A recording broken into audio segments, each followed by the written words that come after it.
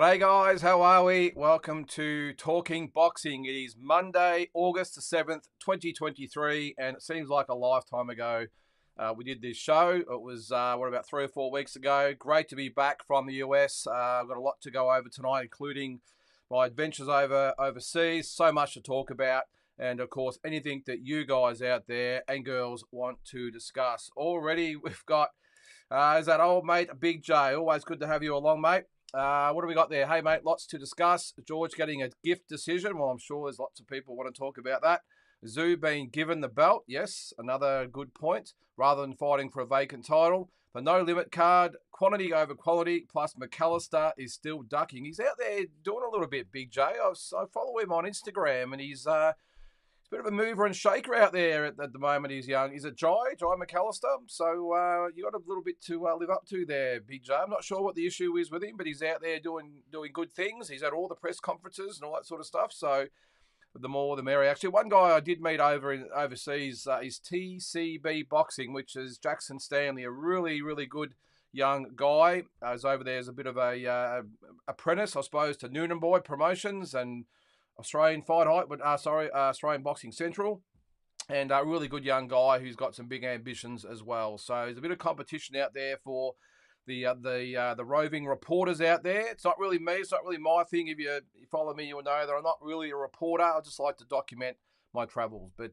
it's great to meet all these guys and girls overseas. It's awesome.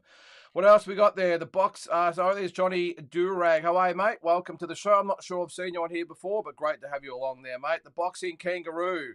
G'day, Lynn. Hope you're good, mate. Love the updates from the stage. Yeah, thanks, mate. It was look, it's always a bit of a battle trying to get it filmed, to get it together and get it out at a reasonable time. But I really enjoy it. And as I just said, I'm not really a reporter. I just like to take all you people out there on the journey with me. Just give you a little bit of an indication and a glimpse into what it's like, in these big events, and hopefully some, if not all of you guys and girls out there get an opportunity at some stage to do it. So everyone that sent me messages and commented on the videos, it's much appreciated.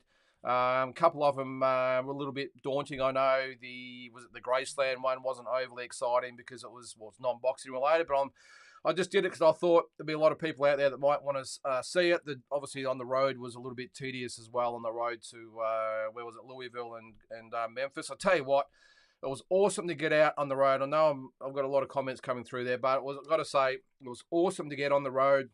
And if any of you out there actually do get to go over there and visit, whether it's for the boxing or just for a trip, it really is an awesome experience to get out on the open road, out of the touristy places, get out of the cities and go and visit those small country towns. I think they call them country towns, whatever they are, the small towns out there in the middle of nowhere. It was awesome. That was probably really good about going to Oklahoma. As I said before before I went, I had no idea where Shawnee was, but I flew into Dallas, jumped in a car, and I'm still raging over the fact I didn't get my Dodge Charger. I was so excited about getting it. I did get an Alfa Romeo, which was good. I think the loophole is it's a luxury car. Doesn't really matter what it is. So I booked the Charger, didn't get it, and I was not happy, but it is what it is. But anyway, I jumped in the car from Dallas, drove to Shawnee, which is about a 3-hour drive, and it was awesome. And the town itself, look, it was a really...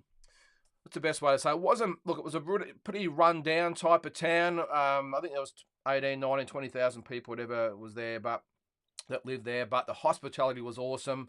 Real cowboys getting around. Everyone was just so friendly. The waitresses were awesome. Everywhere I went, they all love Australia, surprisingly. If you get over there and you go to these towns, they're all fascinated by Australia. Their dream is to come here. And a lot of them have researched Australia and everything else, but it was just really good to go into those diners and restaurants and bars and just see the real Americans, not the ones you sort of get in the big cities. So anyway, but it was awesome.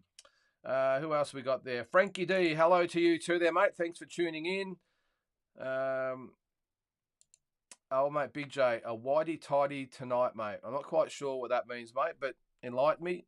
Oh, yes, the shirt. Yes, yes, good point. I normally have a little bit of something going on there, but I have got the white T-shirt on tonight. Hopefully it doesn't enlighten my face too much. But anyway, Johnny Durag, what do you got there, mate? I wish Spence didn't activate the rematch clause. Would love Bud versus Tim for the title. Yeah, all right. We'll get onto that in a second there, Johnny. Thanks for that. Got a few more comments there. Jules H says, welcome back. Thanks, mate. Really enjoyed the vids. Big fan of the non-boxing travel vlogs in addition to all the usual boxing stuff. Well, thanks for that, mate, because as I said, I wasn't quite sure. Should I do the vlogs, whatever they are. We'll call it a vlog. I just thought, yes, it's all about boxing, but I know a lot of you people, viewers out there, would love to see, as I just said, the other side of, outside the cities as far as small town USA goes. And I know even though I'm a boxing tragic, I love watching videos about people that travel and their adventures and everything that happens. So it was pretty long though, Jules. It was 2 6-hour drives, which wasn't great because when I sat down with the map, I thought, oh, I'm in Oklahoma. What's around Oklahoma I can go to? And I spotted on there that was Memphis. I think Nashville was in there as well. I didn't get a chance to go there, but I thought Memphis, and I thought, well, I've got to go to Louisville, Kentucky. And that was really, really good, the Louisville, Kentucky, to go to Muhammad Ali's childhood house. A bit of information about that, or a couple of facts about it. It actually sold 10 years ago for $50,000. It was valued at $25,000. And I think they got $50,000 because it went to auction. And they did it up. It was really run down. They painted it up into pink like what it used to be when Cassius Clay and his family used to live there. And it looks sort of back to where it was. It is closed. You can't get in. There was a museum or something planned or something that hasn't sort of come to fruition. You used to actually be able to do tours through there if you'd booked in and all the rest of it. At the moment, it's shut. Look, I won't say I felt overly safe in the area. That's just my initial perceptions. It was in really back part of Louisville, and but anyway, I got there and got the video and a few photos, and it was really great to visit. A lot of people have obviously been there in the past. I had a plaque out the front, which was awesome, and I really wish the owner of it, even though he's now brought it back up to its original condition, would make it into a museum. There's plenty of scope for it, and I think that would be great for people to actually go and visit it during certain hours and be able to walk through the house. I think it'd be great. But anyway, got a lot to get through. What's some other comments there, guys? The boxing kangaroo, very strange to have an Aussie and a Brit fight in Oklahoma for a belt. Well, it was very surreal, mate. But it wasn't a bad crowd, couple of thousand people. It was just a basketball centre. It wasn't the MGM Grand or anything, but it was just a nice, cozy type of atmosphere. They weren't very happy when George won, I will say. I think about 75% of the crowd were against him. Not sure why. Maybe it was a cowboy hat Maxie Hughes walked in with. I'm not sure, but it was a pretty hostile sort of environment after the fight. And I did think George handled himself really, really well. Paul Camilleri, how are you, mate? What have we got there? We've got a bit to get through. Honey, great to have you back. Thanks, mate. Now that you have time to see George versus Maxi both live and on replay, have you changed your initial thoughts? I thought the fight was close. Horrible fight, close. All right, now, I was going to mention at the end of the episode, but this week I'm going to do an episode of What's Your Verdict, and it's going to be George Kambosos, Maxi Hughes. But to answer your question, no, I haven't had a chance to watch it yet. I wanted to wait and settle back in and then sit down with a clear mind and watch it. So it'll probably be out on Saturday, maybe Sunday, this weekend anyway. George Kambosos, Maxi Hughes. I'm going to go back over the fight, do some highlights of each round, score the round, and we'll see what we think. On the night, as I said in the videos, I did get some feedback about it. On the night, look, my initial reaction was, and this is again without watching it back, I thought that Maxi Hughes probably won 4 of the first 5. I think I might have given George the second or third. I can't remember, but they were close. That was a close round that I gave him. But I gave Maxi 4 of the first 5. Then I just thought George just slowly pegged him back over the next few rounds. Whether that was enough, I don't know. Again, I'll have to watch it back. But on the night, I thought after 10 rounds, and I thought that George had pulled it back to close to even. I know a lot of you guys and girls out there didn't think that was the case. But it was just my initial thoughts on the night. And I did actually say in my videos, I was getting around a little bit. I was moving position to get some different footage and whatever else. But the consensus around me was 100% that Maxi Hughes won the fight. And I was sitting next to a bunch of Poms who were not happy at all, I can tell you. I got really pretty cozy with some Americans, but beside them, they were just fight fans. They were really good. They thought Maxi Hughes won comfortably. Everyone around me, to be honest, thought that Maxi Hughes won. But as I said, I just thought maybe maybe, look, a draw or close either way. I can't believe the scores that we got, but that's boxing for you at the moment, I suppose, and nothing surprises me. I didn't really agree with George, though, that he won comfortably. Though I don't think that was the case. I don't think even he and his team would have thought that. Yeah, he got the win, and sometimes you've just got to take the win. You know, most fighters in their journeys have had a decision that a lot of people thought might have went the other way, and you've just got to take it. Sometimes you get the rough end of the stick. Sometimes you get the benefit of the doubt. George got the benefit of the doubt in this one. Look, it happened to Floyd Mayweather Jr. against Jose Castillo. I mean, everyone's had a win over the journey that maybe they just scraped through. But end of the day, he's got the W, and he's now going to be on to, looks like, an IBF vacant world title fight. So we'll see what happens there. Big J, we will get back to Spence Crawford soon, guys. I haven't forgotten about that. Any chance you run into a bloke called Jim Cornette in Louisville, Kentucky? He's a pro wrestling analysis like yourself, or analyst. I suppose that's what I'm supposed to say there. No, I didn't, mate. Jim Cornette. No, I didn't, mate. No, I was only there for like a day and a half, so I didn't really get to do much. But I'll have to check him out. Frank, Glenn been helping Tassie train for the quiz. He's back. Well, Frank, we're trying to get the show back on track. I tried to get it actually up and going last week, but it's just really hard to get everyone together at the moment. They're all working and away, and I'm trying, Frank. It's just a matter of trying to get it to work in with Tassie's work schedule, so we'll see how we go there. Boxing Kangaroo says, I didn't think he did enough to win. That's George Cambosis. Yeah, mate, well, you and a lot of other people.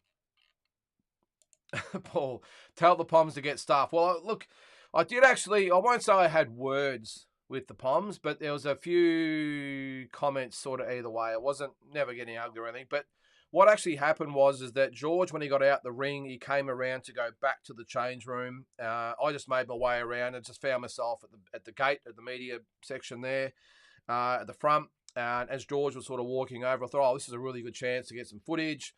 Maybe hear what's going on. He was getting interviewed. I think Shakur Stevenson come over. They're only probably a few metres away, so I could sort of hear what they were saying to each other. And as I said, I got a bit of footage and a few photos, and was just listening to what they were saying. And as I'm standing there, 2 or 3 Poms come over, two male, 1 female, and the female was probably the most vocal.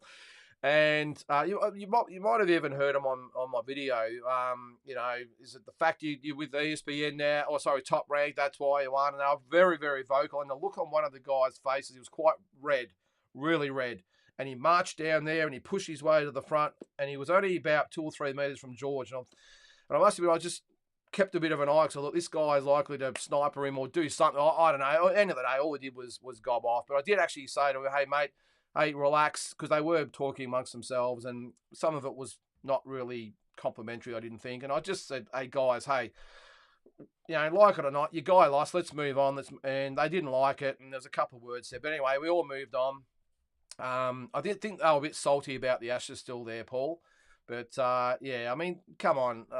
Your guy lost, I don't know. Big J, well, for once the Aussie got the dodgy decision. Yeah, I'm with you, mate. And look, even though it was a Pom and an Aussie in Oklahoma, George was the A side. There was no doubt about that. George, it was all about George. He's a top ranked fighter, of course. I did feel for Maxi. His wife was only a few seats up from me. She was a little bit distressed, but look, that's the sport. Every wife goes through it. I feel more for the wives that see their husbands or boyfriends, whatever it is, get knocked out in the ring or hurt. So I was like, okay, well, I'm sure you'll get over it. But yeah, make no mistake that George was the A side, and it is what it is. Big J again, what have we got there, mate? Question: Opatai, Azu, and Jason Maloney are in a legit race to become undisputed in their respective divisions. Who do you reckon gets there first? Jai for my money. Yes. I'd probably agree with there, Big J. Yep, no, if I'm going to be honest there. Look, it would have been easy if Tim had fought Charlo. That would have been it. But if he does fight Brian Mendoza in October, as the rumours are, then he's going to get 2 belts because it'll be for the WBC interim by all accounts. So that's probably 2 in one go. But you would think that Jai is going to be on. He wants to unify and then move up. And why would you blame him? He wants to go and do what cruiserweights before him, or light heavyweights have done before him, Spinks and Holyfield and Usyk and these types of guys that have done it to move the heavyweight with the big cashes. And I would give, like Usyk, I would give Jai a massive chance of beating most of the top heavyweights out there. I really would. I think he's just got everything that Alexander Usyk has got, except experience at the moment, which will come. I just want him to get a couple of fights under his belt. I know he's got Roker Fawn or whatever the hell his name is next, and that's great. Unified after that. I think he can clean it up. Tim, as I said, if he gets the second belt, just depends who gets the WBA and IBF versions of the belts. Jason, who knows, now that Nonito Donaire lost in the WBC fight, maybe that throws a spanner in the works, how fast he can get there. But the great thing is all three want the belts. So I suppose we'll see what happens. But I'm with you, Big J. I think Jai gets there first. All right, what have we got? The boxing kangaroo. The Poms are still crying over that Ashes series. Look, I must admit, I'm not a cricket fan. I didn't watch one ball of the whole thing. I just sort of seen it in the news every day, so I can't comment. I don't know what the hell is a baseball or baseball, whatever hell. I got no idea what that is. I can't really name more than about 2 or 3 players from the Aussie team. I think the only one of the Poms I know is the I can't even remember his name now, the wicket keeper, whatever. So look, I'm not an Ashes cricket fan, so I can't really comment. All I know is, they're a little bit salty, the Poms, but they'll get over it. They didn't win. Adam, how are you, mate? Welcome to the show. Yep, been really well, mate. I've been home nearly a week now, so settled back in and back into all this and work and everything else. Any news on Jai Pattaya, Richard Rikapur? Can someone explain how to say his name? I've watched YouTube and I still can't get it right. Do you think it'll happen? Yeah, well, it is happening. Boxing kangaroo. It will. I just don't know when. And the rumours are that it's going to be in England. I don't think Jai would be too upset about that because, one, the money will be better, but two, the exposure. The English market is a massive market, obviously a lot bigger than the Australian market, and I think he would endear himself to the Poms. Depends if they're still salty with us over there, but yeah, I think that for me would be a good fight for him and do it in England. So we'll see what happens there. Robbie Jones, how are you, Robbie? Oh, geez, I knew someone would bring this up. What do you think about the Jake Paul Diaz match? Just horrible. Thought. Well, Robbie, to be honest with you, I didn't watch it. I got no plans to watch it. I've seen no. I've seen no highlights except for a little bit of social media, mate. To be honest with you, I have no interest in it whatsoever. I really think it gives boxing a black eye. I hate the fact that this guy gets the attention that he gets. Now, I get it. It's not his fault that he's ambitious and he wants to make money. I have no issue with that. What I have a problem with is that boxing, more than ever, has just become a joke. I think events like this, and the biggest travesty is, and I haven't seen the numbers yet, the fact that this fight will probably do more numbers than Terence Crawford, Errol Spence shows. Look, smart of these guys have both made a ton of money, but it doesn't mean I have to like it. I'm not begrudging anyone out there, other fight fans that watch it. I'm just speaking for myself. I hate it. I hate Jake Paul for everything that he stands for. I think he's come in just to make a mockery of the sport, rape and pillage and get as much money out of the sport, and he'll walk away. I don't like almost the circus atmosphere that he's brought onto our sport. I just don't like it. Having said that, as I said before, hey, good luck to him. And the ones that want to watch it, that's great. I'm one of the ones that chose not to watch it. But I cannot stand the guy. I'm serious. And look, to be honest with you, if he was a little bit more realistic about where he stands and things, I know he's got to talk it up and everything else, but to talk about wanting to fight, top boxers and fight Canelo, get that shit out of your mouth. He almost needs Will Smith to go up and give him a slap and tell him to get Canelo's name out of his mouth. Really, I mean, it's ridiculous. Again, I understand you got to talk it up and get people talking about you, but he's making himself look like a bigger dick than what he is. So that's my opinion of that, Robbie. So I didn't see it. Look, the thing is too with Jake Paul, I do respect to some extent that he is trying to be a proper boxer. The problem is he's not fighting boxers.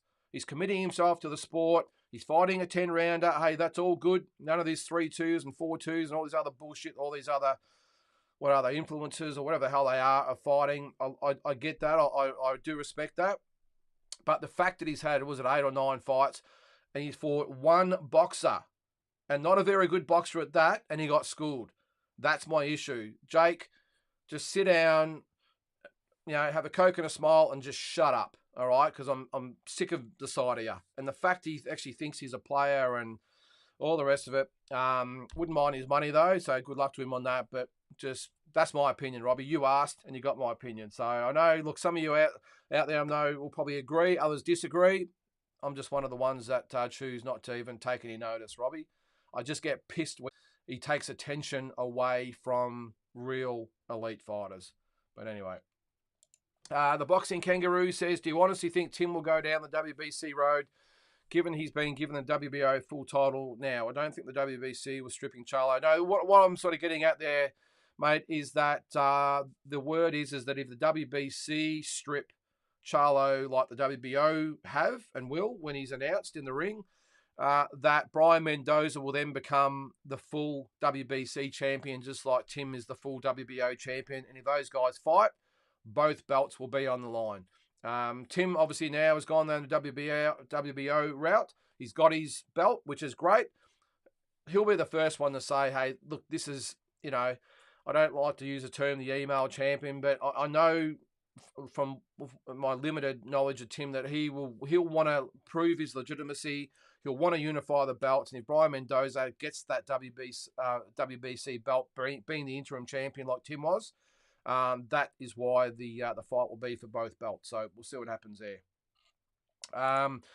Nonito needs to hang the gloves up. Yeah, Jizzy battled, didn't he, mate?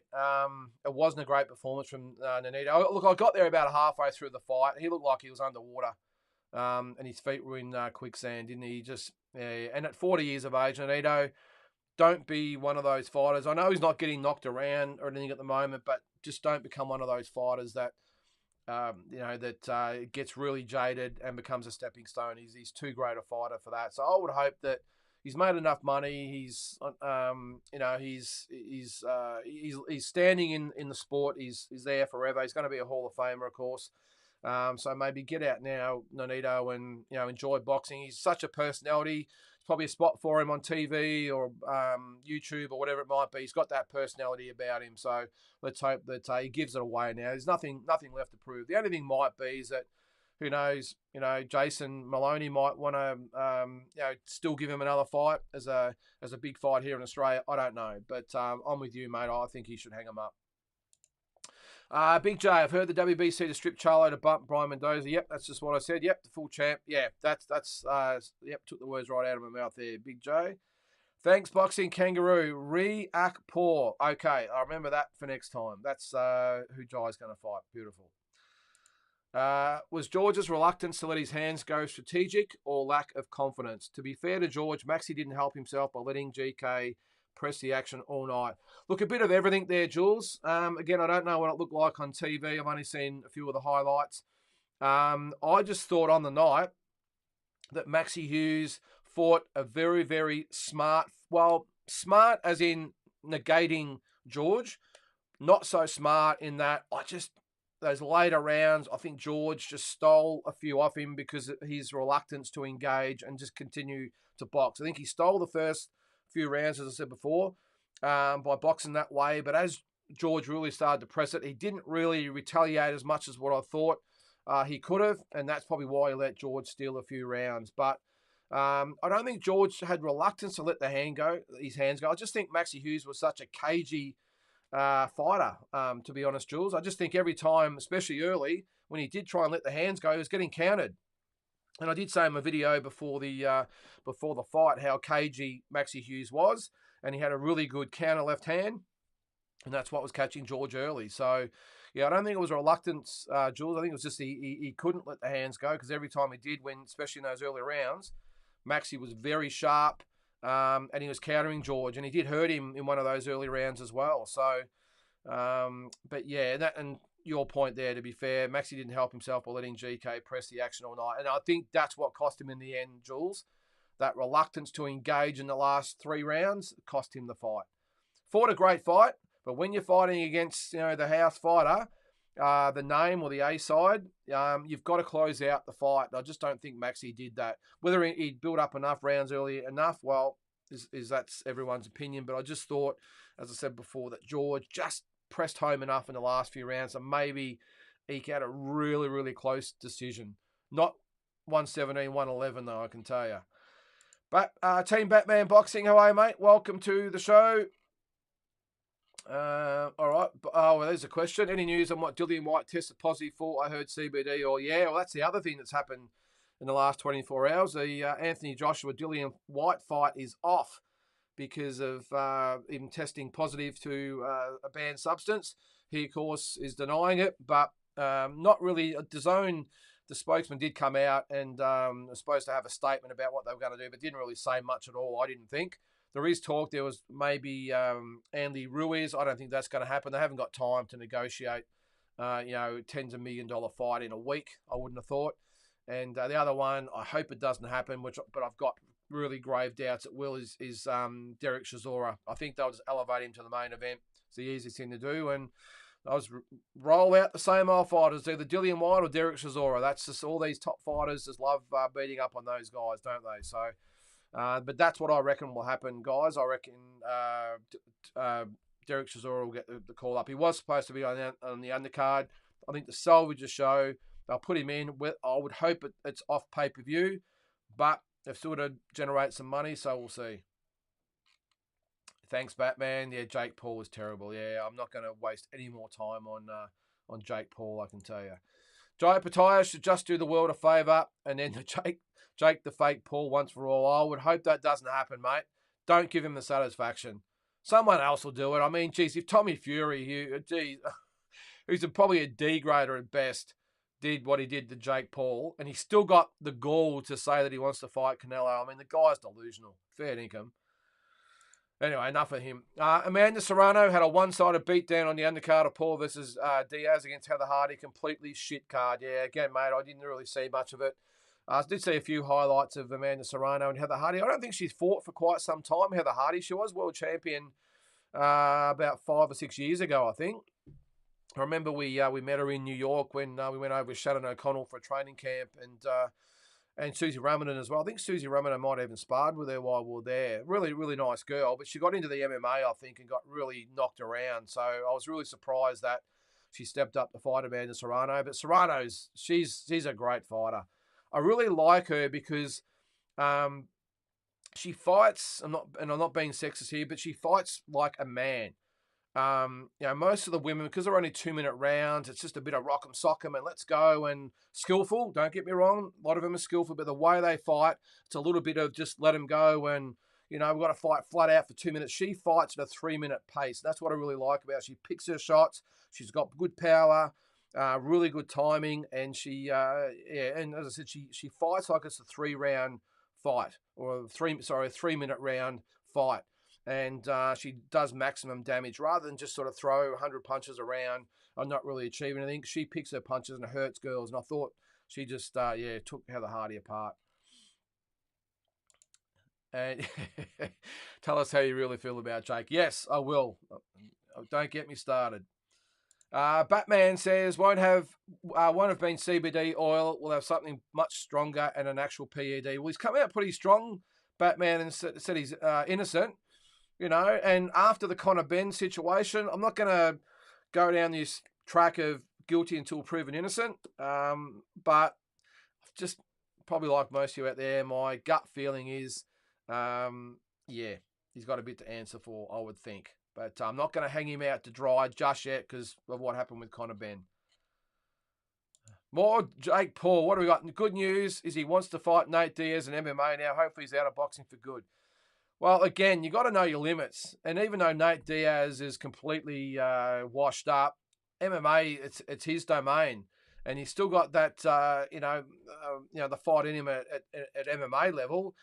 Oh, geez, I think that's a bad move for Jake to fight him in MMA. So we'll see. But at least it gets him out of the boxing circle for a while. Did you see the Pitbull fight? If so, do you think he messed up the Tank rematch with his performance? It wasn't a great performance, Johnny. Look, again, it looks a bit different live to on TV. I just thought, look, It was hard because what was it? Was it Cabrera? Was that his name? Cabrera? Didn't really come to fight. He come to survive, and he went to pity pat, which is very unlike a Freddie Roach fighter, I will say. He was there just to survive and look good, and he flicked it. He fought a lot like an amateur would, to be honest. So I'm not going to judge Pitbull just on that because he made it hard for him for Cruz because he didn't want to stand and fight. Cruz had to chase him down. He's a lot taller than what Cruz is. I thought Pitbull just did enough to obviously get the win, but I can't believe it was a split decision too, wasn't it? But look, I wouldn't judge him just on this fight. Did he do himself any favours with the Tank rematch? Probably not, I don't think. If anything, he might have enhanced it by not looking good. Maybe Tank Davis will say, all right, we'll give him the rematch. But styles and all that sort of stuff, I think. But yeah, Pitbull wasn't a great performance, but I just think he did what he had to do. Probably a bit like Michael Zarafa did earlier in the year against Creati. You got a guy that doesn't want to engage, doesn't want to fight.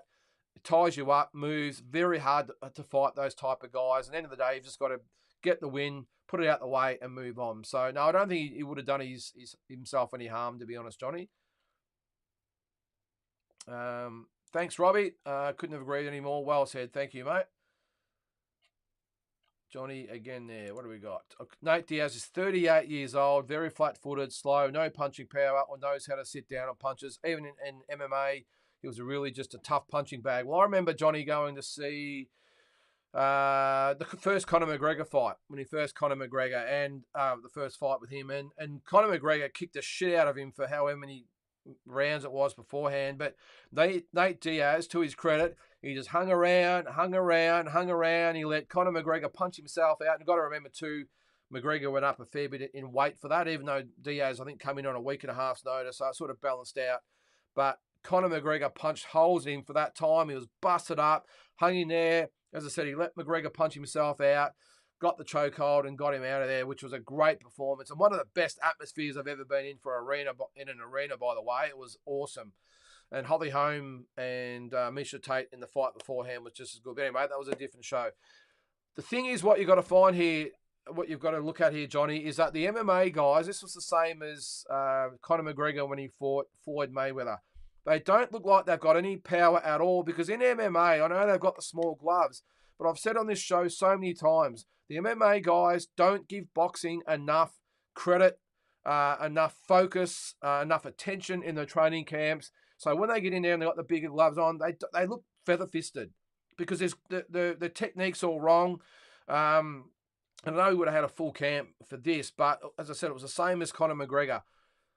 Big punches in the MMA or UFC, whatever it is, but because their technique is so bad, when they get the actual gloves on, it's even worse as far as the power goes. So, and I've said a few times again, I've never seen an MMA guy with half-decent boxing skills. And I'm not saying that's a bad thing because it's all about jiu-jitsu and the judo and everything, the wrestling and everything else they do. But I just wish they would focus more on their boxing side and they would become better fighters. But anyway, that's a different story. But I'm with you there, mate. The fact he is flat-footed, 38 years old, didn't have punching power, didn't have any technique whatsoever. And he almost, from what I heard, had Paul in a bit of trouble towards the end of the fight. Goes to show how piss poor Jake Paul is. But anyway, we're going to move on. Back to Hughes and Kambosos. Hughes threw 2 elbows. So should have been disqualified. No one has mentioned this. All right, Big J, I didn't see that, but I will be looking out for that when I review it on the weekend. Is that right? Third time White has failed a test. Well, geez, something's going on there, isn't it? Pretty hard to cry innocence when you've done it 3 times. Frank, what do we got there, mate? Are we excited for Wednesday's No Limit card? Great to see Harbin back. Can't believe he can't get an Aussie Showdown bout. I'm with you, Frank. I cannot believe no one will fight Isaac Harbin. They've got to bring in an import. I don't get it. And it's a hot division. There's a lot of fighters and all light middleweights coming up, and I'm assuming No Limit have got some good coin out there to take. Because you've got to remember, they would have been able to pay extra to get someone in there for a main event because this Japanese fighter would have cost them a lot more to bring in as far as his purse. He's got travel expenses and his team, visas, per diems, all the rest of it. Would have cost him a lot. So they would have been able to offer a really good purse. I can't believe no one would have stepped up. And you do see, and I'm going to probably mention a few fighters. You've got guys like Joel Camilleri and Koa Mazudia, Ben Mahoney. All these guys, I know they're at super welterweight, but it's only a couple of kilos. I'm sure they could maybe even have a catch weight. These guys would be a really good opponent for Hardman. So I don't know what's going on there. What do we got there? Okay. All right. The boxing kangaroo. All right. Yes. Okay. It's Carl going. Okay. I've got you, mate. I'm going to say I did recognise your logo there, but anyway. Whatever, mate. You're going incognito. That's cool. What else we got here? All right. Johnny Durack, don't be ridiculous. She couldn't beat anyone at 122. Oh, hang on. I'll get with. Oh, all right. We've got to bring this one up. Clarissa Shields on my pound for pound list if she beats Thurman. Johnny. I hope you're talking in jest there, mate. Come on. Pound for pound if she beats Thurman. Now, look, this is probably another subject I don't really want to broach, to be honest, because I don't want to give Clarissa any more sort of attention than what she deserves saying this. Now, Clarissa's probably sparred with lots of guys. She's probably done training camps with the guys, and as I said, sparred with them and done drills with them and everything else. I think somewhere along the line, someone has forgot to mention to Clarissa that the guys in there are looking after her. All right, I know she's the big bad wolf in the female division, and that's great. But I'm sorry, Clarissa, those sparring partners that you're in there sparring with, if they're of any note whatsoever, are looking after you. They are. It's a fact. So you've got this false sense of security at the moment that you can handle these guys. She's probably had a bit of success, landed a few good shots, roughed them up a little bit, and thinks that she's a bit of a player now against the men. The fact, I would have hoped that Thurman would have actually said, shut up, basically. Shut up and back in your box. Why would I waste my time? I don't like the fact he's actually said, well, I only use my jab and she can put the head guard on and have small gloves and I have big gloves. Forget it. If it's for charity, different story. If the both of them know what's actually going on, then do it. Hey, no drama. But, in the words of Apollo Creed's trainer in Rocky 1, doesn't know she doesn't know she's in a fight here. She thinks she thinks she's in a fight here. She doesn't realise that she's a bit of in sparring. She's just not quite up to the man. Anyway, I'm getting myself into hot water here. I'll be quiet. But yeah, you understand what I'm getting out there, guys, that, as I said, she's probably done okay in sparring, and now she thinks she can compete with Thurman. The facts of the matter are, if Keith Thurman wants to blow her out of there in 1 or 2 rounds, he's going to blow her out of there in 1 or 2 rounds. That's a fact. I'm sorry. Anyway. But Batman, Johnny Durack, don't be ridiculous. She couldn't beat anyone at 122 who's a man, let alone Thurman. Mate, I agree with you, 100%. Oh, you're joking? All right, good. I'm joking, but hey, if she wants it and she does, and so does Thurman, let it happen. Equal rights for equal is equal. Look, and I will say on top of that there too, Johnny, I am a massive believer that if you're good enough to dish one out, you're good enough to take it. Now, I'm not going to mention too much. Like when I was fighting, I sparred with a woman. She wanted to spar with me. I'm not going to mention who it was. She wanted to spar me in the gym, and at that time I was on the national team, and I said, "Hey, I'm not," because she used to smack these guys around. They wouldn't hit her back, and she'd get the small gloves on and really take it to them. And I said, "Look, you get in with me, you hit me, I'm going to hit you back." And hit her back, I did, I can tell you. So, and that was about 25 years ago. So I'm with you, Johnny. Equal less for equal rights, 100%. If she wants to get in there and fight Thurman, if it's not for charity, if she just wants to actually get on there and fight, I would hope that Keith Thurman trains and knocks the shit out of her and wakes her up a little bit. But anyway, we're going to get in trouble here, guys. We're going to get cancelled. All right, Jules, BBBFC should not sanction bouts involving Chisora. Bloke is already showing signs of brain damage. Yes, I agree with that, mate. They refused Lucas Brown due to age. Massive point you've made there, Jules. Couldn't agree more with you, mate. You've got Lucas Brown. He's got all his faculties and can still dish them out. Yeah, he's been stopped a couple of times, but he's still a very, very dangerous heavyweight. If he can't get a license over there, I cannot believe Chisora does. So, mate, I'm with you. Carl, Tank loves nothing better than fighting an underperforming boxer. That's in relation to Pitbull. Yep. Yeah, we did step up against Ryan Garcia, mate. So we'll give him the credit and more than delivered. So good luck, good on him in that one. Adam, I think if Tim fights Mendoza, confident that he gets the job done, but it'll be his toughest test yet. Yeah, I'm pretty confident, Adam, that Tim handles Mendoza pretty comfortably. I know he's a big puncher, Mendoza, but if it's apart from landing a big shot, I think Tim has more than enough to beat Mendoza. I think Tim's at the level now where he beats the Mendozas of the world. So, especially if it's in Australia, I think Tim would probably want to fight him in the US, but I think that fight would be in Australia, which gives Tim an even better or a bigger advantage. Tough fight, but I think Tim gets that done. Yeah, good. All right, I want to talk about this one, mate. I haven't forgotten about Spence Crawford, guys. We've got to talk about that one as well. But I'm just answering the questions as we go. Lara Garcia. It was postponed. Do you know why? Haven't heard a peep about it, mate. I did mention this on my on the weekly roundup that I did on Friday. So if you didn't see it, check it out. Or I was hang on, we've got a comment there. All right, we'll get back to that one. All right, well, I'm with you, Carl. All I saw or heard was that the fight on Friday this is Friday morning, had been cancelled. Now, I must admit, mate, I forgot it was even on because there'd been nothing. And something come on. I can't remember what it was. It might have been on Instagram. It might have been on YouTube. I can't remember what it was. And someone said, does anyone know what's happening with Lara Garcia? And then I went diving into it. Couldn't find anything. There was no news, no media release. There was nothing.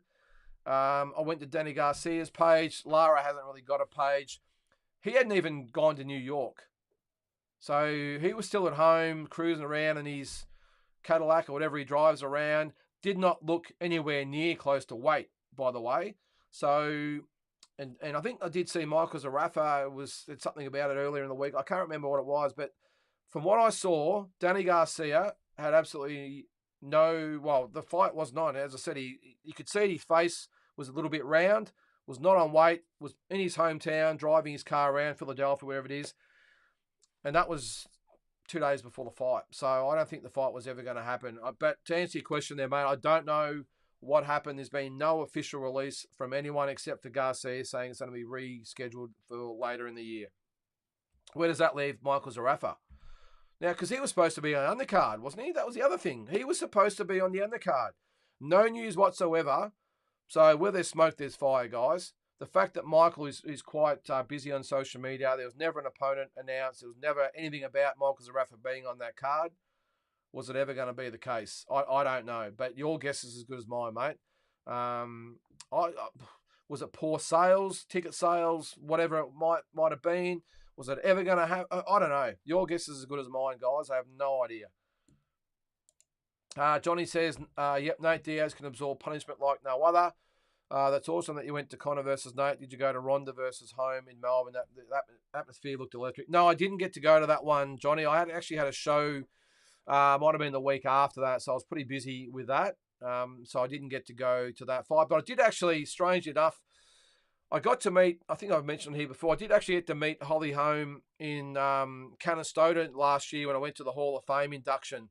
And she got inducted to the Hall of Fame, and I actually was having dinner at a restaurant. She was only a couple of booths down, and a friend of mine that I was having dinner with actually knows her quite well, and I got to have a really good conversation with her about the fight with Ronda Rousey in Australia. And she's a strange cat, Holly Holm. She just sort of shrugged her shoulder and said, "Yeah, well, that's because I was like, wow, how great was it to fight in." Beat Ronda Rousey in front of such a massive crowd in a big stadium. She said, "Yeah, well, that's just did what I had to do." And one thing she did say though was she by the time she got to the ring, she was stuffed because it was such a long walk or run from the change rooms to the ring. She said I was almost spent by the time I got in the ring. But anyway, but yeah, to answer your question there, mate, I didn't go, but did have a conversation with Holly Holm about it. What do we got there? Carl says, Adam, I think Tim beats Mendoza easily. I won't say easy, but I think comfortably, Carl. Tough fight, but I think he gets the job done. Jules, on to this week's fight. Yes, Hardman. And I can't remember his name. What was it? I've got it written here somewhere. Kazuki Kayahara this Wednesday night on Fox. So make sure you check it out. No Limit doing great things, and also Blake Wells, Tej Singh on the undercard. Speaking of Tej Singh, we're sitting 2 seats away from Harbin at today's presser, and said he was fighting Wells at super middle because they couldn't find a fight at middleweight. Okay, well there you go. Look, he's a bit of the boogeyman for Isaac. They did obviously fight, and Isaac got the very, very close decision. Some say disputed. I think Isaac won a very, very close decision. But Tej Singh has been calling him out ever since, and that's interesting. You say that there, mate. That he was willing to fight him at middleweight, and they couldn't make it happen. Yeah, would it be a really good TV fight? Although the last one, I suppose, was on TV as well. But anyway, yeah, that's interesting, Jules. Nikita versus Jack Brubaker. Can Nikita do it quicker than Tim did in 4? Yes, I think he can, Carl. I think he can do it in 3. My opinion. Speaking of that card, it's on main event next it's 2 weeks time on main event. Make sure you buy it. I did actually notice on main event though, Carl, that on the little picture of the grab where you can book the fight, it's actually a picture of Tim Tszyu against Jack Brubaker. So if I was Nikita, I wouldn't probably be too happy about that. Maybe the guys at main event have got to do a little bit more research. But yeah, it's got Nikita Tszyu versus Jack Brubaker with a photo of Tim. So Nikita, if you're watching, make sure you get that changed on main event. Yes, I think he'll do it in 3 rounds, mate. Look, I'm a big fan, but I will say of Jack Brubaker, I really like his style. I love his persona. I love, who can forget the Magic Mike entrance he did when he fought Stevie Sparkle. That was one of the best entrances I've ever seen. That was really cool.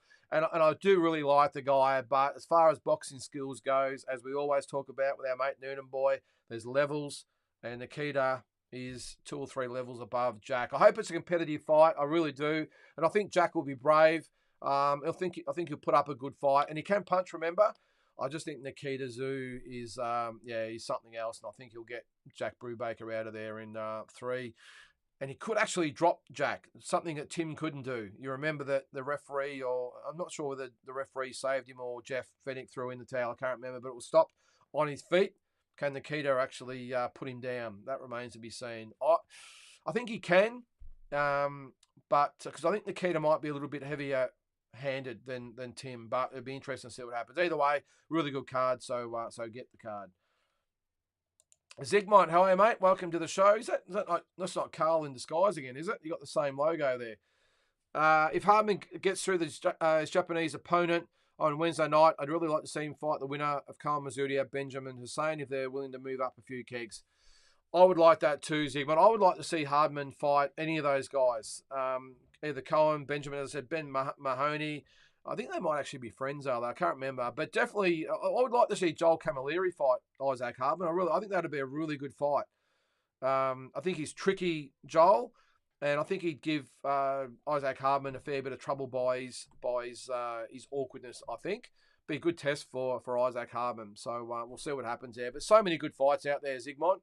But surely they can get someone for Isaac Hardman. I think the main thing is, with these Fox, what are they? No Limit on Fox, whatever they're called.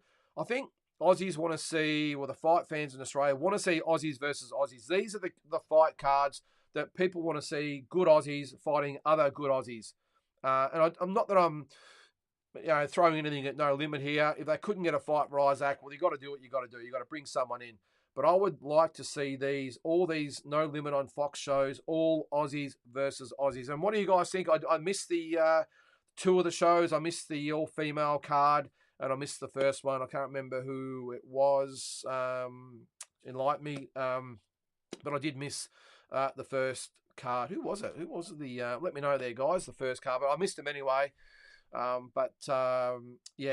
would like to see that. Aussies versus Aussies. Good Aussies fights. And I think that's what these shows should be to get the following going. I would like. All right, Big J, yes, let's get on to it. Hang on. No, Crawford versus Tszyu. I thought it was going to be Crawford versus Spence. Your thoughts?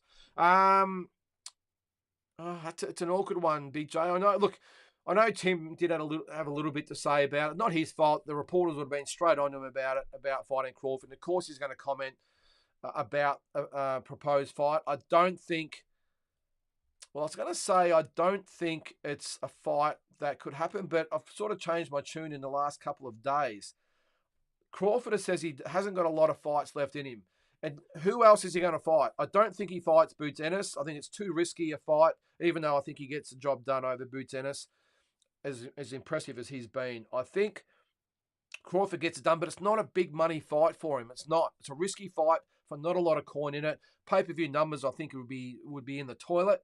I don't see any big fights there for him at welterweight. I know the Spence fight will happen, but it's going to be at 154. So if Crawford's looking at who is another, just a name, a big name I can fight for a lot of coin, I think Tim Tszyu, if he beats Mendoza and gets that WBC, WBO belt, I think he becomes the target for Terence Crawford. I really do. I don't think Charlo's coming back. I think he's gone.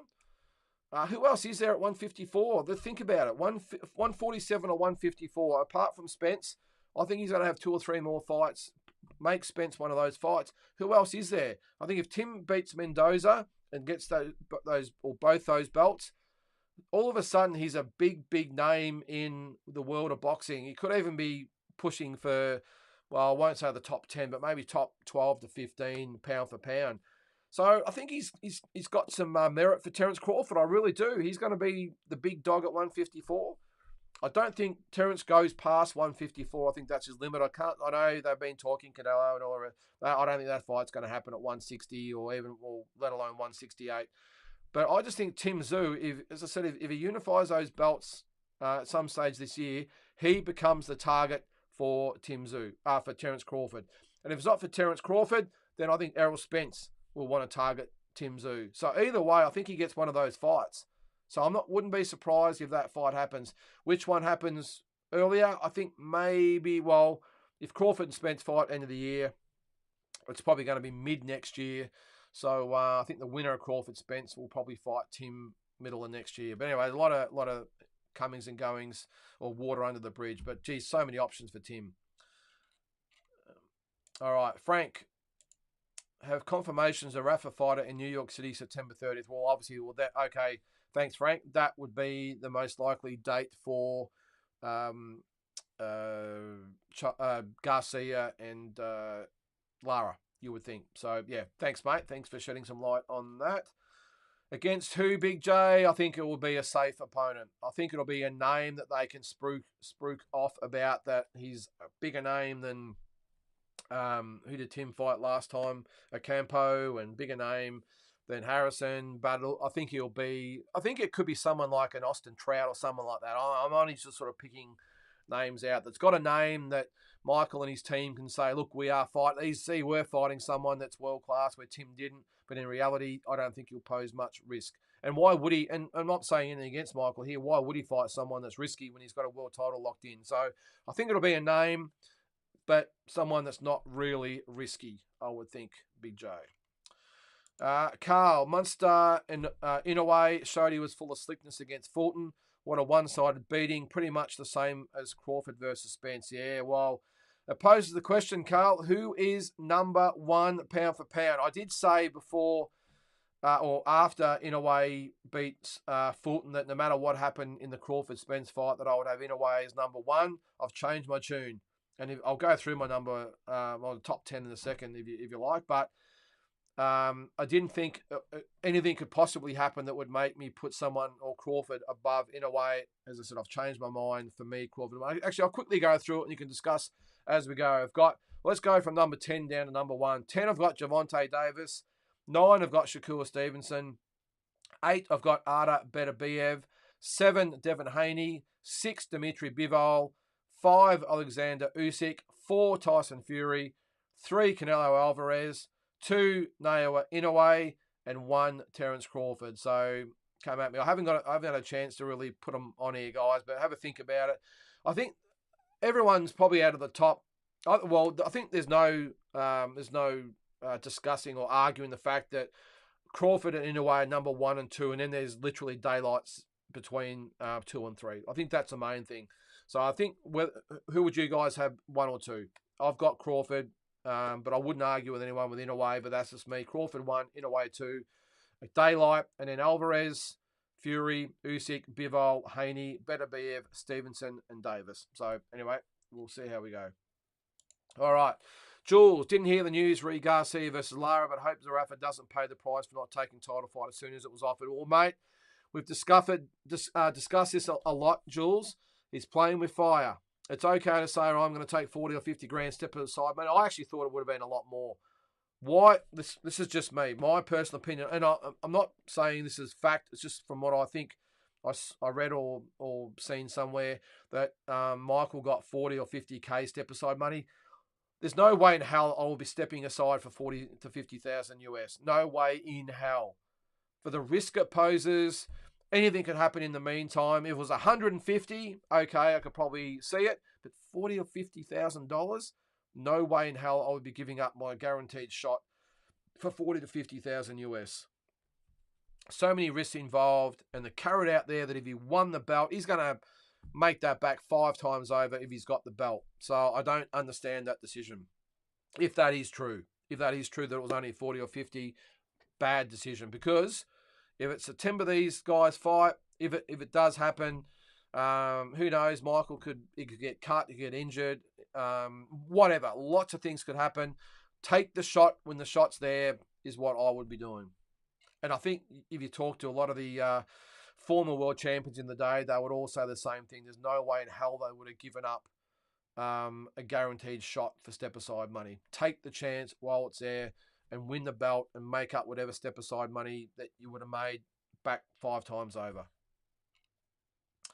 Batman says, shame on the WBA, a middleweight title where the 147 undisputed champion can beat, let alone the 154 guys who all beat DSG and Lara. I'm glad it's not happening. Hopefully they will make it a better fight.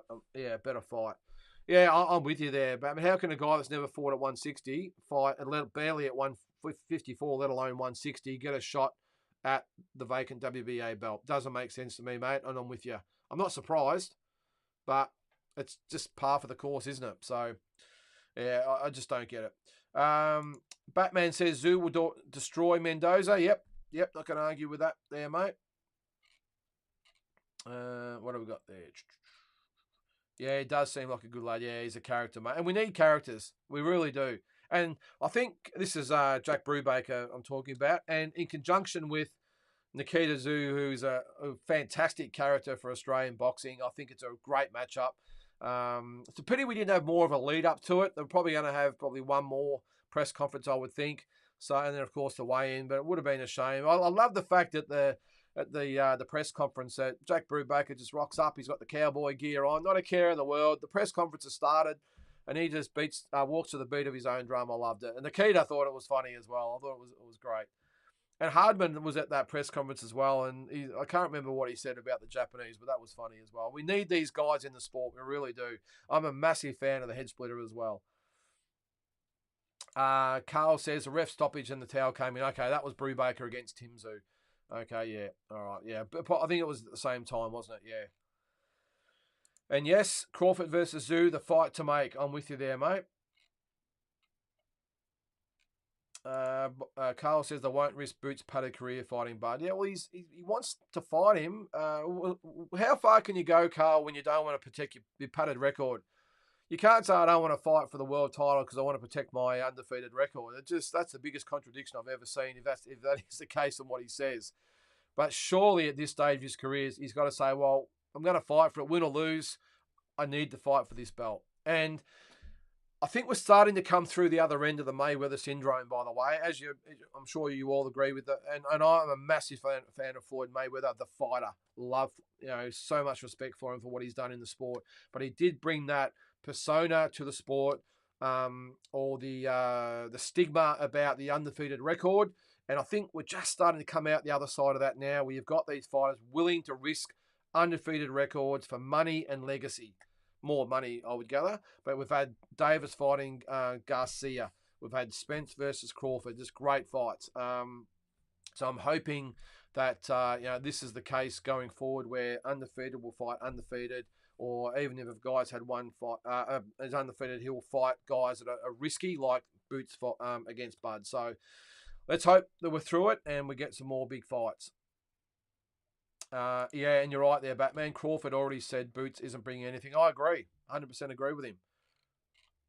And a little bit like what Charlo said about Tim. I don't necessarily agree with it, but I do get it. He did say, well, why would I fight Tim Tszyu when I've got an opportunity to fight Canelo Alvarez? I respect that decision.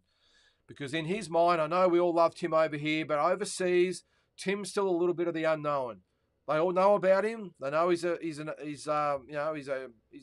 upcoming tiger, I suppose. But they're still a little bit cautious about putting him up on that pedestal of those rule A graders just yet. So I get why Charlo said that. I know we have Tim a little bit differently, but the reality is overseas, they don't have Tim at the level that we do, and I'm sure he'll prove it going forward. But at the moment, they just see him as that rung below those top elites, or top elite fighters out there. So we'll see what happens there. Carl says, Tim versus Bud in Sydney would be massive. I'd be there with bells on. If that fight happens, mate, it ain't happening in Australia. That we haven't got the money here for Bud. I wouldn't have thought that's going on at the MGM Grand or the T-Mobile Arena. I think, or maybe in Oklahoma or not. Is that where he's from? Nebraska, where he's from. I think that's a Vegas fight, Tim versus Bud. But yeah, I don't think there's enough money to be made in Sydney, mate. And the pay-per-views back here in Australia would be absolutely massive. So it makes sense to do it over there. And I think Tim would want to fight him over there if it does happen. Batman says, much tougher fight than Spence. I said before the fight took place, I always believed Tszyu would have to beat the hell out of Spence, honestly. Yeah. Would have beat the hell out of Spence, yeah. No, I'm with you, mate. Look, judging by what happened at the fights last weekend, and I know a lot of, well, not from Spence himself, but a lot of people saying, well, Spence, he was drained. And that's not Crawford's fault. That's Spence's fault for coming in drained. He could have moved up at any time. He chose to stay there. He got beaten by a superior fighter, and I couldn't believe how much levels above that Crawford looked than Spence. Spence, I know he did look a bit shell-shocked and a bit uneasy on his feet, but that was all to Crawford. Crawford was stronger. He was faster, crisper. His punches were just deadly. Every punch he threw that landed looked like it wobbled Spence, which is unbelievable because I thought, if anything, it would be a technical fight. But Crawford and I think he just took pleasure in beating Spence. So, but based on that performance, Batman, I'm with you. I think the Tszyu beats Spence, no problem. Batman boxing against Carl, my first time in Australia. If that happens, yeah, we'd be great to have you out. It's a long way though down here, Batman. I think it takes about 30 odd hours to get here, but yeah, it would be massive. Funny how different the game changed in 12 months. Tim was not even spoken about at 154. No, he wasn't. Well, the Harrison fight put him on the map, and then the Ocampo fight made people go, holy shit, this guy's for real. So I think the Gorche fight also made a few people sort of take notice. But now that he's being mentioned in the conversation of an Errol Spence or Terence Crawford fight, now that Charlo's gone, I think proves that his legitimacy is on the rise. And I think that, as I said before, that to me is a very, very real possibility. Where if you had to ask me 12 months ago, would Tim be in line to fight Terence Crawford or Errol Spence, I would have said absolutely not. And here we are. So it's amazing. You're right, mate. How much can happen in 12 months? Would love to see Tim versus Castano. That's the fight Tim needs that will propel him into the USA. Yeah, I'm with you there, Frank. I think that, and for what Castano, sorry. I think you were talking about Mendoza. Yeah, I'm with you. Whether it be Mendoza or Castano. Castano, I'm not sure. I don't think he's fought since the Charlo fight either. So that would be a great fight, and that would be one that would really make Tim that bona fide, A-grade fighter if he beats Castano. That makes people say yes. And look, he's already there. I mean, all the Americans I talked to when I was over there all love Tim Tszyu. But as I said, just the respect level, they respect him, but not as a legitimate A-grader just yet. And fights like that or Mendoza, this especially, probably more than Mendoza, would make him even more legitimate overseas. Jules says, I hope Spence doesn't fight Tim. I think calls for Spence to consider retirement are not too far off the mark. There's a lot they weren't telling us after those car crashes. Yeah, well, look, Yeah, you're right, Jules, and we did discuss it on here about was it the car crash or the detached retina or the inactivity or the weight, a lot of different things there. But all I can say is that looking at the way Spence sort of speaks at the moment. Maybe it's just him. He's from Dallas. They speak a little bit with a bit of a drawl down there. Maybe that's got something to do with it. But yeah, for me, he won't retire. He won't. But I'm with you there, Jules. I sort of would hope that he would consider retirement. Maybe have one more big fight and then call it a day. But I don't think that's going to be the case, mate. Let's hope I'm wrong. Batman says, I met quite a few guys off YouTube at events, and Nesta Gibbs came to my house. Always good to meet people we spend a lot of time chatting with. Nesta Gibbs, I haven't heard of him, Batman, but I will look him up. Obviously, he's a boxing analyst or YouTuber, so I'll make sure I look him up, mate. Johnny, I don't see Boots at this point doing anything for Bud's career, who is turning 36 in September. Well, that's what Bud said himself. Possibility of a 4-division champ and 3 times undisputed being the man at 135, 140, 147, 154 is truly legendary. Well, I'm with you, Johnny. It puts him in that that category of the Leonard, Hearns, Duran, those types of guys, doesn't it? And whether who beats who, you can talk about till the cows come home. But the fact that if he does that, to have all those undisputed titles, wow, that's amazing.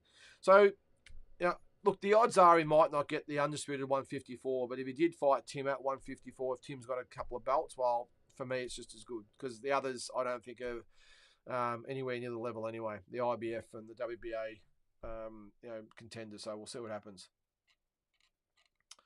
Jules, wild card question. Okay. What is the highest an Aussie has ever been ranked in global top 10 pound for pound rankings? I think the ring once had Fennick top 3 or 5. Yes.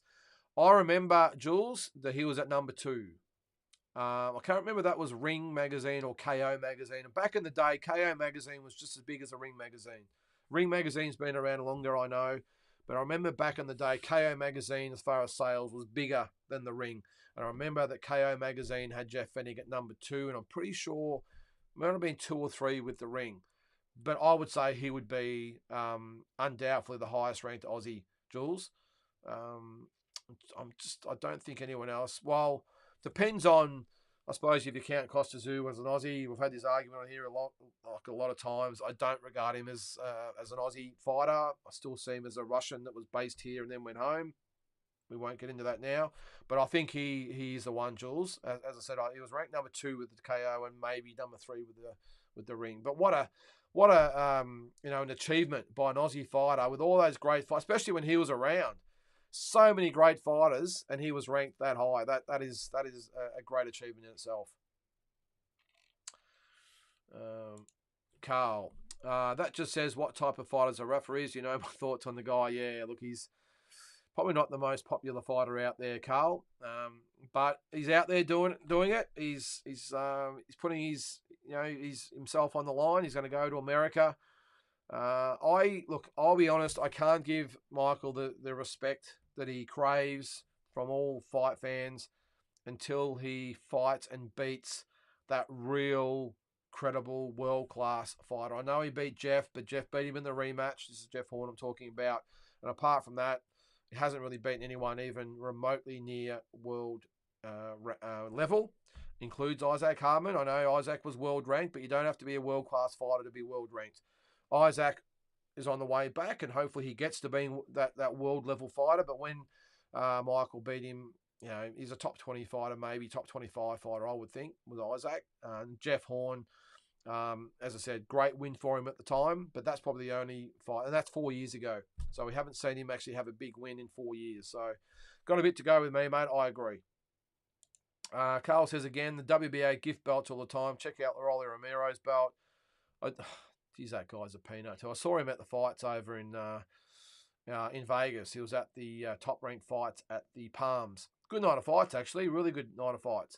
Not sure whether you guys watched it here, but the girls. Can't remember who it was. The girls in the main event. Yeah, good fight. Good night of boxing. Batman, I will say about main events are no limit. They do tell a good story. I've been really impressed by the work they've done in the past couple of years, and the shows are always very entertaining. They do really, really good things, Batman. I did see them at the fights in Vegas as well. I don't think I put that on my stories or the video or anything, but I saw them at the fights, all three of them. All three brothers were at ringside for the fights. They must have only been there for a couple of days, because what was that? Saturday in Vegas, which would have been Sunday here in Australia. I think the fights they were at on the Wednesday, and they were back by the Tuesday. So they only had maybe 4 or 5 days in Vegas. So quick hit and run mission for them. Obviously got to over there for the Spence to scout maybe a possible winner for Tim Zoo down the track for Spencer Crawford. But they do really good things, Batman. To put together 4 shows really, really quickly. The only thing I don't sort of like at the moment is the shows almost look like they're being rushed. We had 4 fights announced. Nikita and Liam Wilson didn't even have opponents as of a week ago, and the main event's 2 weeks from now. So 3 weeks out to not have opponents for a pay-per-view show. But look, being a promoter myself, I understand how hard it is to put all these fights together. But what they're doing is awesome. We'll see what happens with Tasman Fighters too, Batman. They've got the DAZN deal here.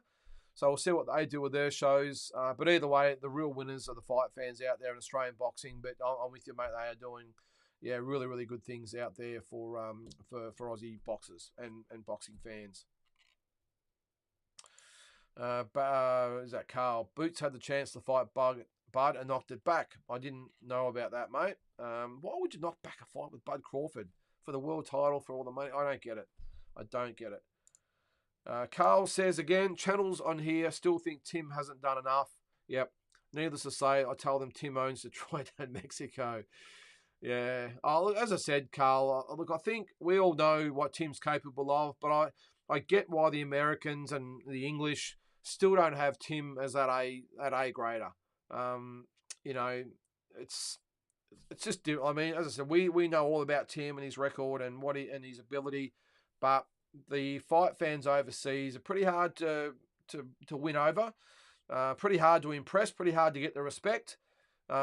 He is respected, but as I said before, not at the A grade level, and he needs that win over Mendoza or Castano at the other level to get himself there. But of course, a fight Charlo was going to be it, of course, but Crawford or Spence maybe are those home run fights that he needs. So we'll see. But you're right, Carl. He's not as respected overseas as he is here. Well, sorry, he's respected but not held at as high regard as we do here. But that will change, no doubt. David Jenkins, what's next for Jason Maloney? Good question, David. I know they were hoping Nonito Donaire would win. I know they were hoping that later in the year, because it looks like Jason's going to fight later in the year here in Australia. And Nonito Donaire was a preferred opponent. I would think now, who won the WBC belt? Who was it again? Was it, I was there. You'd think I know. I would know, but I can't remember who it was. But whoever it was, he fought a good fight. I think Jason beats him. I thought he fought a really good, smart fight. But I think Jason's style would be. I think he would beat Nonito Donaire as well. But to answer your question, David, I don't know at this stage. I'm sure now that that's gone, the Donaire fight's gone, that Tony Tolge and Top Rank will be all over it. They'll be looking for someone later in the year. I think it's October they might be looking at. But what does that do if Tim Zoo decides to fight in Australia or in Melbourne especially or in October? How does that play with the whole schedule? It'll be interesting to see. So we'll stay tuned for that, mate. If I do hear anything, I'll be putting on here for sure. Batman, Spencer's style to try and walk back his opponents using his size and pressure. Trying that with Tim. Good luck with that. Yeah, I'm with you there, mate. I think that plays into Tim's hands. Look, Spence at 154 will still be a different proposition than what he was at 147, Batman. I think he'll be a different fighter at 147. I really do. But I'm not quite sure whether he handles Tim at that weight. I would still back Tim to beat Errol Spence. And I know it's a little bit harsh judging Errol so harshly after last week's fight with Terence Crawford, because before that, a lot of people had him in the top 2 or 3 pound for pound. But that fight, he was systematically taken apart. Terence Crawford took him apart. And you've just got to rethink, where he falls in the scheme of things now. But Tim, yeah, I'm with you there, mate. Try and do that with Tim. I think Tim beats him down in a different type of way, I think. But either way, let's hope something like that happens. What have we got here? Carl says Castano isn't even ranked in the top 15 under any sanctioning body. Yeah, it's an interesting. I did see that the other day, Carl. I looked at the rankings. You would think that being the former WBO champion, he'd still be at least in the top 15 with the WBO, because some of the people that get in there, some of the fighters that have got, not that great of records and just won regional belts and found himself in the top 15, you would surely think that the former world champion who lost his, title, well, it was a draw the first time and then was stopped the second time, but even though he hasn't fought, well, geez, you've got the other guys that are still champions and haven't fought for 2 years. You would have thought this guy who hasn't fought for 12 months would keep some sort of ranking, but doesn't make sense. Batman says Castano now owns a lot of property in Argentina. I would assume. Who knows if he's coming back? Hey, well, Madonna didn't come back, did he, Batman? After the Mayweather fights, took the money and retired over there, living the good life. So if Castano made some good money, sure, the US dollar goes a lot further in Argentina. So good luck to him. I got no dramas with these guys that retire early and get out and enjoy themselves. No dramas whatsoever, because they get tossed aside way too quick after they're retired and forgotten about. So if he can do it with his faculties intact and with good money and good investments, then good luck to him. All right, Frank, I'm a massive Bud fan and have been since 2015, but as an all-rounder, pound for pound, in a way, is number one. He's the closest fighter I've seen to Pac-Man. Yeah, I'm not going to argue with that, Frank. Yeah, not at all, mate. The reason I'm going to go with Crawford over Inoue, I think their resumes are very similar. Maybe the Errol Spence win maybe got Crawford just a little bit further down the track as far as achievements goes, but I just look at Crawford being more the complete fighter. Inoue, he's got the power, explosiveness, the speed. I just think Crawford's got him covered in just overall skill set, Frank. And that's probably what's just got him, if you're ticking all the boxes and all these percentages and stuff, if you've got to break it right down, I just have Crawford just a little bit in front. And as great as that performance was from Inoue over Fulton, I just think Crawford's was better, as hard as that is to say, because Inoue's was just unbelievable.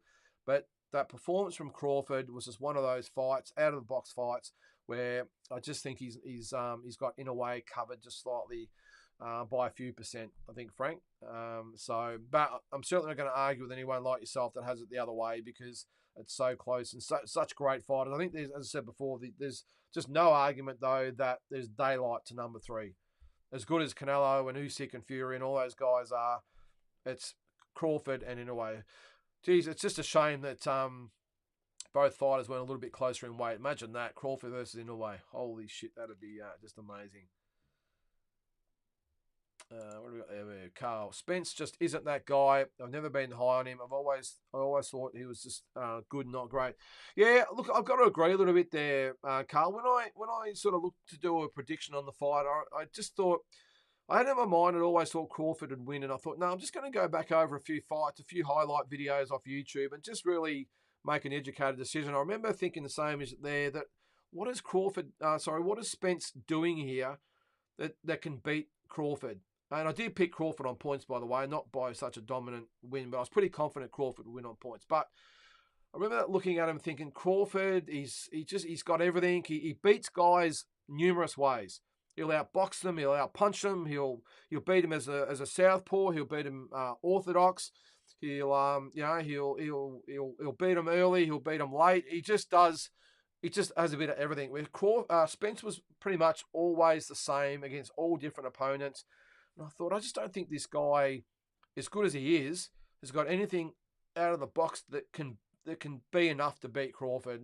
As I said, I didn't picture it that he would do it as conclusively as he did, but I thought he would get the job done, Crawford. But I'm with you there, mate, and I think that's been proven there, and he has been exposed as being a very, very good fighter, but not a great fighter. And the thing is, there's no shame in losing. I mean, all the greats have lost. You go back to Hearns, Leonard, number one. It wasn't, Hearns got beaten by Leonard, but it wasn't in his fashion. And he was well ahead on points when he got beaten. It was more of a show of Leonard's greatness to get Hearns late. And I don't think it did Leonard or Hearns' legacy any harm because he was well in front. This was different. The other fights, De La Hoya and Trinidad, or De La Hoya's legacy wasn't tarnished at all because a lot of people thought he won the fight. But it was a very, very close decision, so the loss didn't hinder him at all. This, in terms of undisputed welterweight title fights, Mayweather Pacquiao's a bit different because Pacquiao's legacy was done and dusted, in gold platinum before that fight. But you go back to when Donald Curry fought Milton McCrory back in 1985 or 86, it might have been 1985. They unified the world welterweight title, and Curry absolutely obliterated McCrory in 2 rounds. This is what this reminds me of. And McCrory was never the same. And I've just got a feeling this will be the same thing happening here, mate. But time will tell. Who do you think wins if they make the fight happen, Tim or Bud? Geez. At this stage, Carl, I've got to stick with Bud Crawford. Look, I think Tim's an enormous talent. I think he'll clean up the super welterweights. But you've asked me the question, I'm being honest. As much as I think of Tim, I think at this stage, Bud Crawford. And how could you pick anyone against Bud Crawford after last week's fight? So, yes, to answer your question, I think Bud Crawford at this stage, mate. And I don't think, I don't think anyone would begrudge that as much as I think of Tim, that I've got Bud Crawford. Because, as I said, how could you pick against him at this stage of his career? Batman, in a way, he's absolutely unbelievable. What a fighter was! What a fighter he was. Easy money on him giving Fulton a free chin transplant. Jeez, he did, didn't he? One thing I will say about that, guys, and just correct me if I'm wrong here. When he rocked Fulton, but when he actually landed the knockout punch, Fulton's glove, from what I saw, was on the canvas. So how does that work? Is that a foul? The referee, didn't weigh into it, of course, but was his glove on the canvas, which means if he got hit and knocked out while his glove is on the canvas, is it a disqualification? Is it a no contest? I don't know. I think the referee just said, I didn't see anything. So I don't know. What do you guys think? Am I wrong? But I thought I saw his glove on the canvas when he got hit. Anyway. Carl says, I love how the tune has changed with the Munster. Now he has to fight Tank. What a ridiculous comment that was, though, Carl, that there's all of a sudden he's got to fight Tank Davis. Tank Davis is a solid sort of 135 to 140. In a way, he's gone up to 122 from, what was he starting at 108 or 112, whatever hell it was. That's ridiculous. So, a bit tough to put that on in a way. Let's just focus on the fact they're both great fighters. Pound for pound, I would still back in a way. If they were the same weight, I would back in a way to win that fight. But Tank would give him a really good run for his money. But anyway, it's not going to happen, I wouldn't have thought. Batman again, it was hilarious. Same as if Tank was to go up and fight Crawford. Practically the same difference. Yeah, it is. Let's put Canelo up to fight Tyson Fury, shall we? I mean, that's what we're talking about here. It's ridiculous. Carl says, I think the way Inoue moves and how he's 20-0 in championship fights with 18 KOs, Inoue will just keep collecting belts. Where is he ceiling? 130, 135. I would think, what is he now, 122? I would think he might stop at 126, Carl. Well, maybe 130, but yeah, I wouldn't have thought any higher than 130. What's the difference? So it's 8 pounds to 130. Yeah, I couldn't see him go any higher than that. And it depends on the opposition there as well. If Shakur Stevenson was still at super featherweight, then I would advise in a way not to say he's a better fighter, just weight and talent and all that factored together. But who knows who's going to be there at that stage. So, but yeah, I would think best case, Carl, 130. As I said at the time, after Inoue blast out Fulton, a complete monster class certainly was, mate.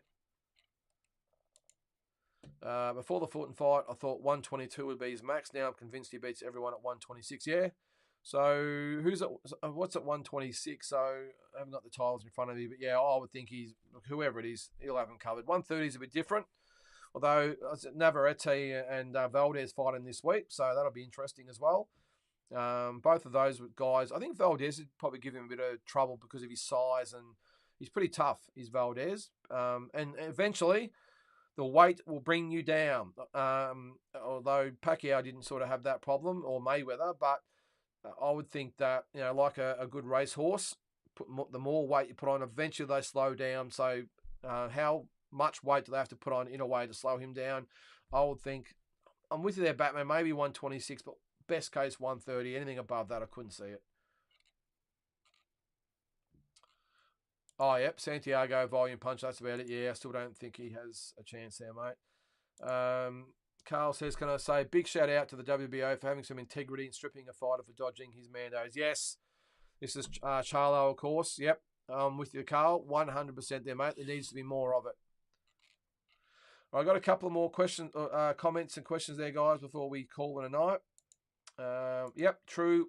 Well done, the WBO. You can't sit out this long without a Mando waiting and agree to fight, and then it doesn't happen for all this time. Definitely the correct decision. I get how they will announce.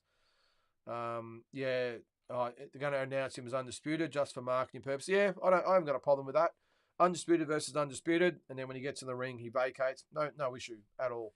One thing I will say with what I've got a lot more respect for Canelo is as well. At least he's tried to. We've fought the champions. He's tried to fight mandatories. It's impossible when you're the undisputed champion, but he's active. I think he's given everyone a chance. I know we're talking about Benavidez, but that's a bit different. That's probably the only one down the track for him.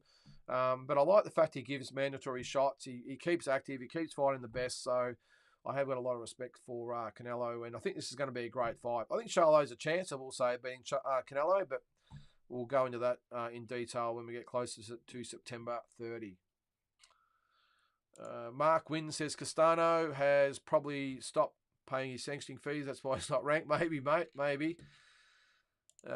Money is key, isn't it? Frank says, I'm one of Canelo's biggest fans and have shared it with Tassie that I want him to retire. Canelo, okay. I think age is against him. If he loses to Benavidez and the Bivol, be sad to see him end his career losing. Yeah, mate, I'll be honest with you. I would like to see him fight, after the Charlo fight, I would like to see him fight Benavidez and then maybe retire. And I've made no secret of it. Everyone's got this bloody, this love affair with David Benavidez. I think he's custom made for Canelo.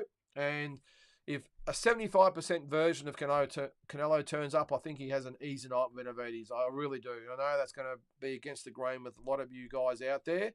I just think he's tailor-made for Canelo. When he fought Caleb Plant, he showed me nothing to suggest that he's going to be a chance against Canelo. I think he's one-dimensional. I don't think he's as big a puncher as what everyone thinks they say. I think he's way too slow for Canelo. Canelo has underrated defense and timing and head movement. I think he barely lays a glove on Canelo, to be honest. And I think Canelo's, when he does punch, he leaves himself open. I think he's going to be open for Canelo's counters and hard counters. At 168, Canelo's still strong.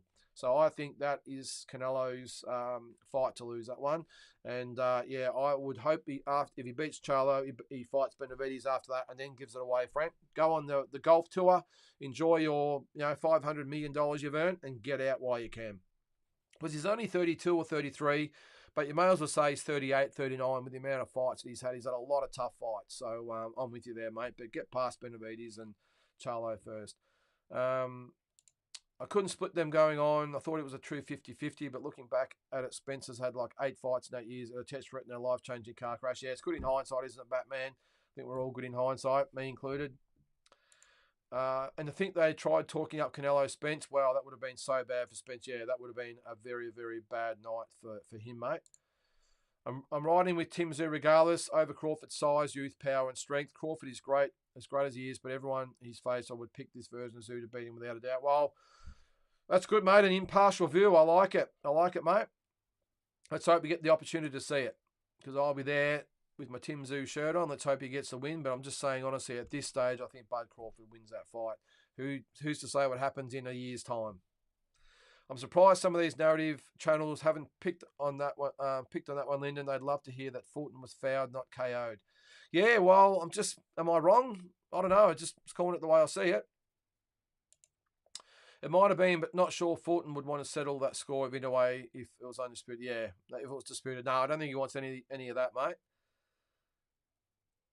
All right, guys. Well, I think that should be it. What do we got there? I've definitely got Canelo beating Benavidez. Thanks, mate. You're with me. So, Carl, yep, same to you, mate. Thanks for the chat.